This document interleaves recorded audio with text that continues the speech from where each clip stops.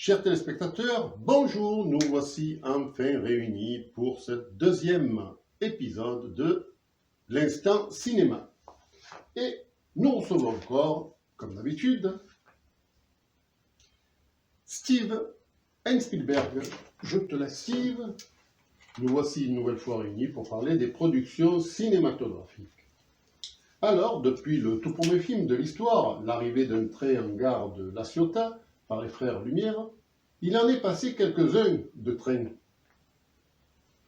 Effectivement, Daniel, l'évolution des scénarios ont fait que des scénarios,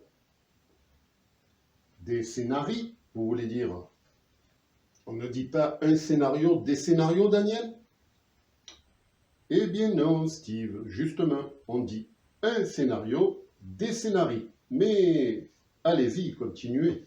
Bref, depuis le début, il y a eu des évolutions dans les scripts, mais surtout dans les techniques de tournage, comme par exemple des prises de photos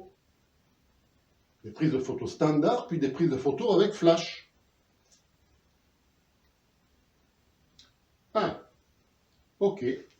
Mais ce qui nous intéresse aujourd'hui, c'est le budget alloué pour la production d'un film. Bien entendu, cela a bien évolué depuis les années 1900, puisque, entre-temps, le franc ancien a été remplacé par le nouveau franc. Et puis, en 2002, l'euro est arrivé, et je ne parle pas du tout de ça, je parle des moyens mis en œuvre pour réaliser les mêmes scènes. On va pouvoir vérifier la différence entre un blockbuster américain et un blockbuster français. Ça n'existe pas. Alors bon, il en existe tout de même. Le cinquième élément de Luc Besson en 1997. Oui, il est français si vous voulez, mais il a été tourné en langue anglaise. Alors, Les Visiteurs en 1993. Oui, il est français lui, mais ce n'est pas un blockbuster. Mais il a quand même fait plus de 13 millions d'entrées. 13 millions, ce n'est pas assez pour le qualifier de blockbuster. Et bienvenue chez les ch'tis. Quand même 20 millions d'entrées. Bon, peu importe, revenons-en au sujet de ce reportage. La différence entre les mêmes scènes d'un film à l'autre. Vous allez voir deux rushs sur les derniers tournages de deux sociétés de production cinématographique différentes. Je vous laisse juger par vous-même. Alors, envoyez les vidéos.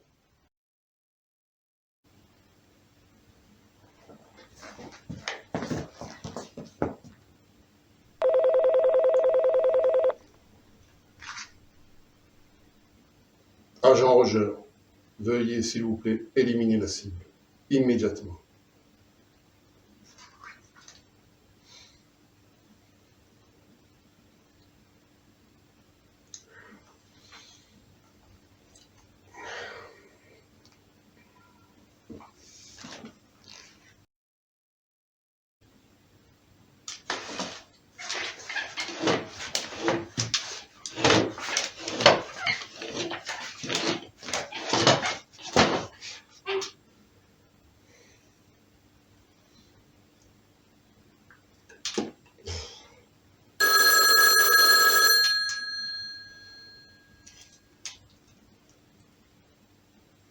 Et Roger, oui, il faut qu'on tue la victime. Allez, oui, ça va, je te rejoins. Devant McDo? Allez, on va devant McDo.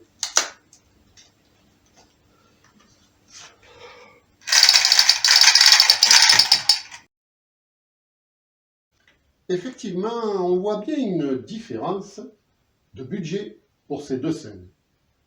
Je trouve d'ailleurs cela navrant pour l'époque où l'on vit.